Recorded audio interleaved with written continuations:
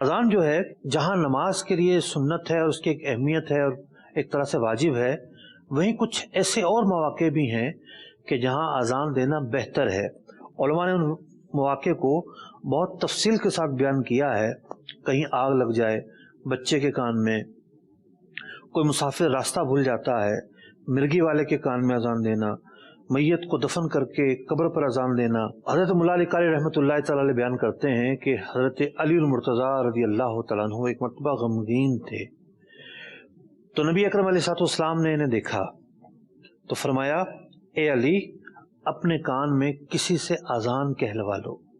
تو اذان مصائب و آلام کو دور کرنے کے لیے بھی دی جاتی ہے۔ کورونا کے وبا کے دوران آپ نے دیکھا کہ علماء اہل سنت کی ہدایت اور رہنمائی کے نتیجے میں اذان دی گئی۔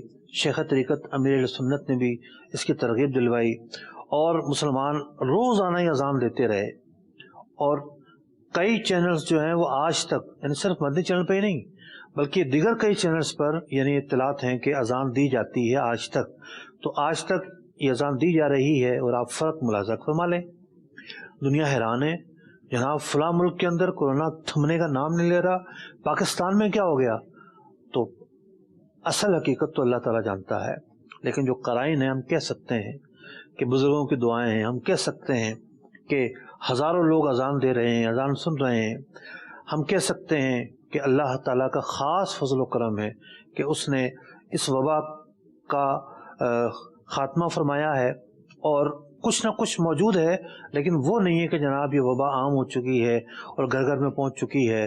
اللہ تعالیٰ نے ہم سب کو محفوظ رکھا، اور مزید اللہ تعالیٰ سے دعا ہے ہم سب کو محفوظ فرمائے۔